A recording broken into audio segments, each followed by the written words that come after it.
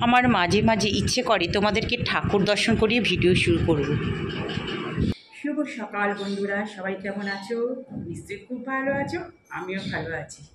আর আমার হোমকুক কবিতা চ্যানেল থেকেই তোমাদের সবাইকে জানাচ্ছি অনেক অনেক ভালোবাসা। চারিদিকের আলো থেকে লাইট জ্বালায়নি, কিন্তু চারিদিকের আলো থেকে বুঝতেই পারছো কীরকম রোদের তেজ, এই মারাত্মক লেভেলের রোদ। দেখো মনে হচ্ছে যেন কটা বাজে, এখন 8:30, 8:40 হবে মনে হয়। দেখো রোদ, দেখো শুধু কী রোদ, বারান্দায় মানে একদম ফেটে যাচ্ছে রোদ।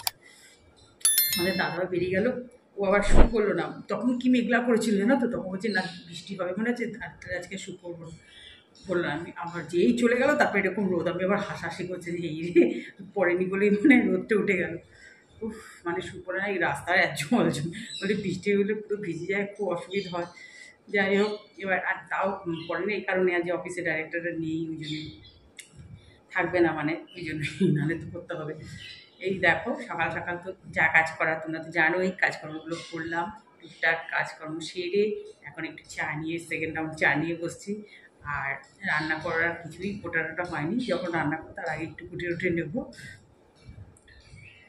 আজকে জানো তো, তোমাদেরকে কালকে বললাম না যে এরকম সাবস্ক্রাইবার এরকম হয়ে যাচ্ছে, পুরো কেটে নিচ্ছে সব, যা সাবস্ক্রাইব একবার করছে, একবার আনসাবস্ক্রাইব করছে। আজকে সকালবেলায় তখন কাজ করতে তোমাদের দাদাভাই বেরোবে ঠিক তার আগেই, রাত্রিবেলা কালকে আমি দেখলাম যে যতটা হয়েছে। আর আজকে সকালবেলা আমি যখন চা খাই না, একটু মোবাইলটা আমি নিয়ে বসিও একটু দেখি, তোমাদের দাদাভাই খায়, তখন ওকে খেতে দিয়ে দিই, আমি পাশে চা নিয়ে একটু বসি। তখন বলছে, দেখাচ্ছে তখন 2টো সাবস্ক্রাইবার কেটে দিয়েছে। আমি তো দেখে হয়ে গেছিলাম যে কি, কালকে এরকম 2টো কাটা হলো, আজকে আবার 2টো, মানে আনসাবস্ক্রাইবই নিশ্চয়ই করে দেয়, নাহলে কে ইউটিউব কে আর কাটবে জানি না, এখন আমি বুঝতে পারছি না। এটা অনেকেই লিখছে, অনেকেই নাকি এরকম হচ্ছে। এত খারাপ লেগে গেছে সকালবেলা, আজকে মনটা এত খারাপ হয়ে গেছে যে একটা সাবস্ক্রাইব সহজে হয় না। না, আমার একটাই প্রশ্ন, যাদের লাখ লাখ সাবস্ক্রাইবার সেখানে গিয়ে কেন কাটছে না, সেখানে কেন কাটছে না? যাই হোক, আর কি বলা যাবে, তোমরা সঙ্গে থাকো, দেখতে থাকো। দেখো রান্না বসিয়ে দিলাম। এই যে একটু অল্প একটু চিংড়ি মাছ ছিল, সেটা ভেজে নিলাম। কালকে একটু চিংড়ি মাছ ছিল, হাফ করে রান্না করলাম দুজন, মানে দুদিনই। এবার চিংড়ি মাছটা একটু ভেজে তুলে রাখলাম। কড়াতে দেখো পেঁয়াজ দিয়ে দিলাম, পেঁয়াজ আর একটু সামান্য একটু পাঁচফোড়ন দিয়েছিলাম, দিয়ে একসঙ্গে ভেজে নিচ্ছি। কী করবো বলো তো, ঢ্যাঁড়স চিংড়ি করব। ওই ঢ্যাঁড়সের তরকারিটা যেভাবে করি না, একইভাবে করে একটু চিংড়ি মাছ দিলে টেস্টটা একটু অন্যরকম। চিংড়ি মাছ এমনই একটা জিনিস, তাতে দু একটা ফেলে দিলেই অন্যরকম টেস্ট হয়ে যায়। এই যে পেঁয়াজের সাথে ঢ্যাঁড়সগুলো সুন্দর করে ভেজে নিচ্ছি। এবার দেখো ঢ্যাঁড়সগুলো আমার ভাজা হয়ে গেছে, এবার আলু আছে, আলুগুলো দিয়ে দেবো। এবার আলু আর ঢ্যাঁড়স একসঙ্গে ভেজে নেবো। ঢ্যাঁড়সটা একটু ভালো করে ভেজে নিলাম, কেন বলো তো, নালে না লোদ লোদ মতো হয়ে যাবে তরকারিটা।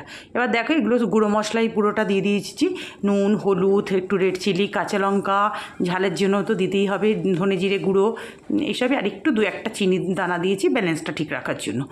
দিয়ে এবার ভালো করে নাড়াচাড়া করে নিচ্ছি। খুব একটা তো কষানো যায় না ভাজা মশলা, এই গুঁড়ো মশলা দিলে, নালে বিচ্ছিরি হয়ে যাবে, এটা পুড়ে পুড়ে যায়।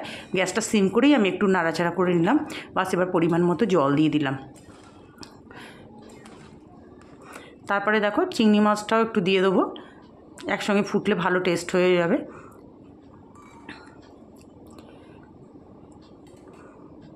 বাস, এবার এটা হতে থাকুক। মাঝখানে একটু গ্যাস আমি সিম করে দিই, আলু টালু সেদ্ধ হওয়ার জন্য খুব সুন্দর হয়ে যায়। দেখো থিকনেসটা এরকমই, আর একটু টাঙিয়ে নামিয়ে রেখে দেবো। বাস, হয়ে গেল আমার ঢ্যাঁড়স চিংড়ি। দেখো এইভাবে করে খেয়ে দেখো, বেশ ভালো লাগবে।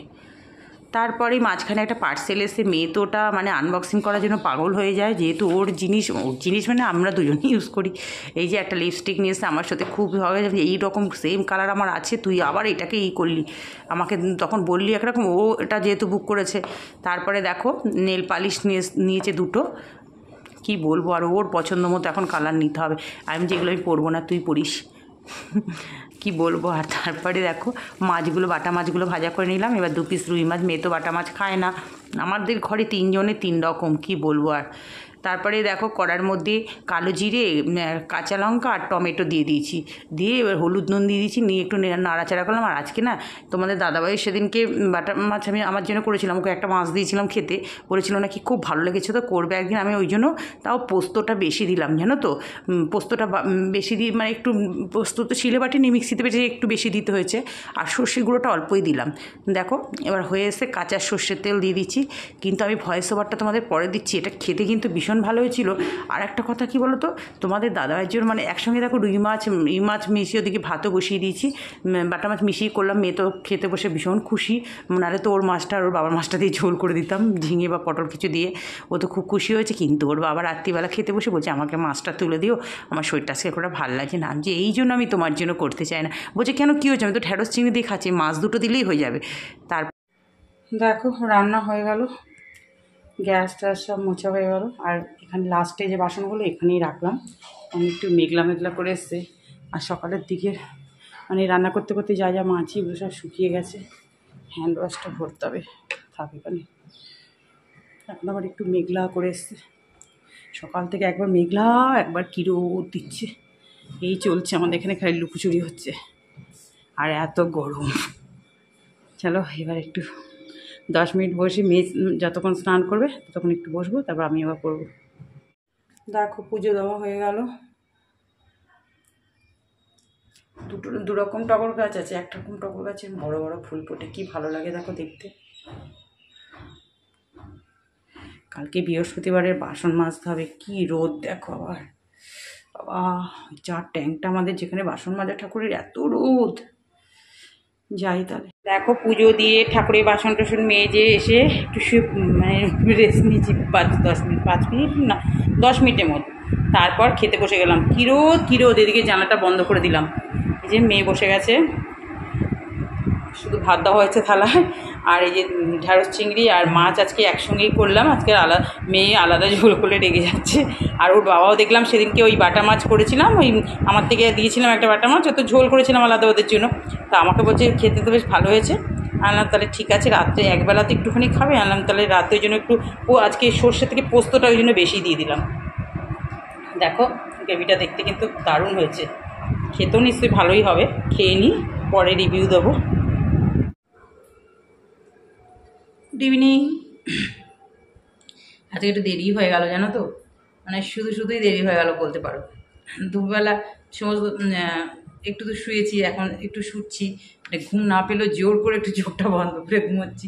একবার তোমাদের দাদাভাইকে করছিলাম, তখন চেট করছিলাম, তখন আমাকে বলছে চোখটা বন্ধ করে ঘুমানোর চেষ্টা করো, নাহলে আবার রাত্রিবেলা বলে মাথা ব্যথা শুরু হয়ে যাবে। আমি চোখ তো বন্ধ করেই ঘুমোয়, খুলে তো ঘুমোয় না। যাই হোক একটু শুয়েছি, তারপরে 5টার সময় উঠে গিয়ে টুকটাক আমার যে উপরে টাইমের জলগুলো হতে ওগুলো ই করলাম, গা টা ধোয়ার জন্য টাইমের জলটা ভরে রাখলাম, ভরে টরে আবার গিয়ে ওই ঘরে মোবাইল নিয়ে বেডরুমে গিয়ে, ঠান্ডা যেহেতু বেডরুমের এটা রয়েছে, মোবাইল নিয়ে একটু কাজ করতে করতেই একটা দেখতে দেখতেই দেরি হয়ে গেল। উঠে আবার গা ঠা ধুয়ে টুয়ে সন্ধে দিয়ে আসলাম, দিয়ে নেবে চাটা বসিয়ে দিই।